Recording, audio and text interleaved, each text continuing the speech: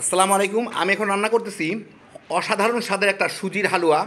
রান্নাটা একদম অন্য রকমের, যদিও খুবই সোজা, কিন্তু খাইতে যেটা এত মজা হয় একবার বানায় খাইলেই বুঝতে পারবেন, স্বাদ মুখে লেগে থাকার মতো। তো আসেন দেখি শুরু করা যাক। আমি এখানে 1 কাপ সুজি নিছি, এর সাথে আমি 1 কাপ নর্মাল দুধ দিয়ে এইটাকে একটু মিলায় রাখবো 10-15 মিনিট, যাতে সুজির একটু ফুলে দুধটা চুষে নিতে পারে। তারপর এটাকে আমার ভেজে নিতে হবে। তো এটাকে আমি এখন ঢেকে রেখে দিব। আমি এখানে 2টা ডিম নিচ্ছি, ডিম 2টাকে আমি একটু ফেটে নিব, ভালো মতো ফেটে এর সাথে আমার আধা কাপ পানি মিলায় ফেটে নিতে হবে, পাতলা করে নিতে হবে এটাকে আর কি। বাস হয়ে গেল। আমি এখানে একটা ছোট সসপ্যানে 1 কাপ চিনি নিয়ে নিছি, এর মধ্যে 3টে এলাচি ভেঙে রাখছি, ওই 3টে এলাচি দিয়ে দিব। আর এর সাথে 2 কাপ পানি দিয়ে আমি এটাকে জাস্ট বলক আসার পরে 3-4 মিনিট জাল দিব, এলাচির ফ্লেভারটা যাতে আসে। এটা কিন্তু ঘন টন করার দরকার নেই, কোনো তার তুল উঠানোর দরকার নেই, কিছুই না। জাস্ট জাল দিয়ে নিব, চিনিটা গলে যাবে আর এলাচির ফ্লেভারটা চলে আসবে। চিনিটা গলে গেছে, ফুটে ওঠার পরে প্রায় মিনিট 3-4 জাল দিয়ে নিলাম এটাকে। এখন আমি এটাকে পাশে সরা রাখবো, দেখে বাকি রান্নাটা শুরু করব।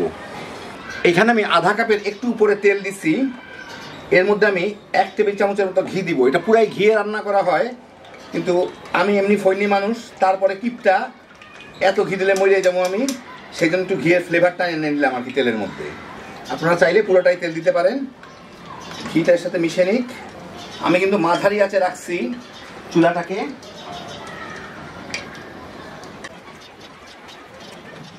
ঘিটা ভালো মতো মিশে গেল। এখন এর মধ্যে ওই যে সুজিগুলা ভিজা রাখলাম, এই সুজিগুলাকে আরেকটু ঘুটে এর মধ্যে দিয়ে আমার ভেজে নিতে হবে। একটু মিলাই দেই, বাস দিয়ে জলদি করে মিলাই দিতে হবে। আমি এখন মাঝারি থেকে একটু নিচে নামাই দিই, তেলের সাথে যাতে এটা ভালো মতো মিশে যায়। এটাকে আমার সামান্য একটু হালকা বাদামি করে ভেজে নিতে হবে, খুব বেশি বাদামি করা যাবে না, কিন্তু তেলের সাথে যাতে ভালো মতো এটা মিশে যায়। চেপে চেপে এটাকে মিশাই দিতে হবে এইভাবে। দেখেন সুজিটা তেলগুলাকে চুষে নিচ্ছে, ঠিক এইভাবে এটা পুরাটাই তেল চুষে নিবে। তারপর আমি এটাকে কিছুক্ষণ একটু ভেজে নিব। এটাকে অল্প আঁচে ভাজতে হবে, বাদামি করে ভাজা যাবে না, একটু সাদা সাদা টাইপের হয় এটা আর কি। প্রায় মিনিট 10 মতো ভাজলাম। এই যে দেখেন এটার পানি আর নাই, মানে সুজি এটুকু পানি টানা টানছে, এখন পুরা তেলের উপরে আছে। এটা কিন্তু অত বেশি কালার আসবে না, মোটামুটি একটু ভাজা হইলেই আমি এর মধ্যে এখন চুলার জালটা একদম কমায় দিই। কমায় দিয়ে এই যে ডিমটা ফেটে রাখলাম, এই ডিমটা দিয়ে সাথে আমার মিশাই নিতে হবে। সুজির উপরে ঢেলে ডিমটাকে ভালো মতের সাথে মিশাই নিতে হবে। ডিমটাকে শুধু সুজির সাথে যাতে মিশে, ডিমটা যাতে শুধু শুধু ভাজা না হয়ে যায়, সুজির সাথে ভালো মতো মিশাই নিতে হবে।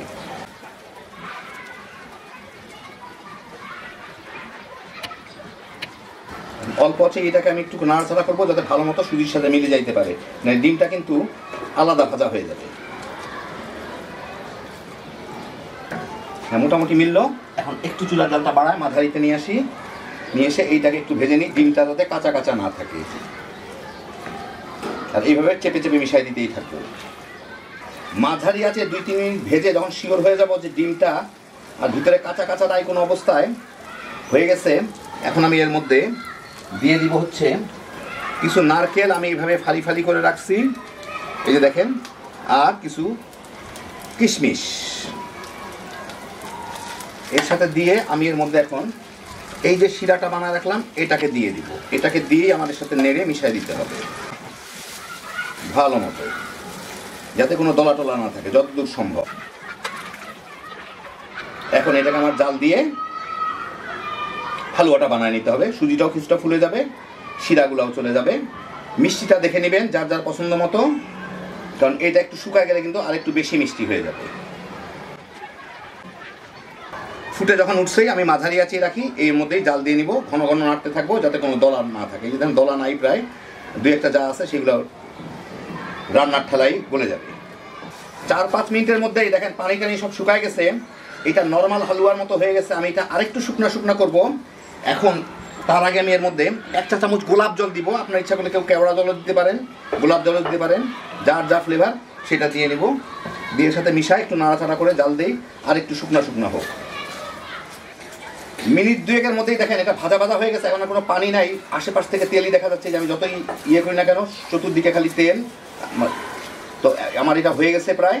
আমি এখন চুলাটাকে বন্ধ করে দেবো, কারণ ঠান্ডা হলে কিন্তু আরও শক্ত হয়ে যাবে। আমি আপনাদের গরমা গরম বেড়ে দেখাচ্ছি। তো এই দেখেন হয়ে গেল আমার দারুণ মজার একদম অন্য রকমের ডিম সুজির হালুয়া। এর মধ্যে কিন্তু ডিমের কোনো গন্ধ পাবেন না, কোনো ট্রেসও পাবেন না, কিন্তু খাইতে যে কি মজা একবার বানাইলেই বুঝতে পারবেন। যারা হালুয়া পছন্দ করেন তারা তো পছন্দ করবেনই, যারা হালুয়া পছন্দ করেন না তারা পর্যন্ত কেড়ে কেড়ে খাবেন।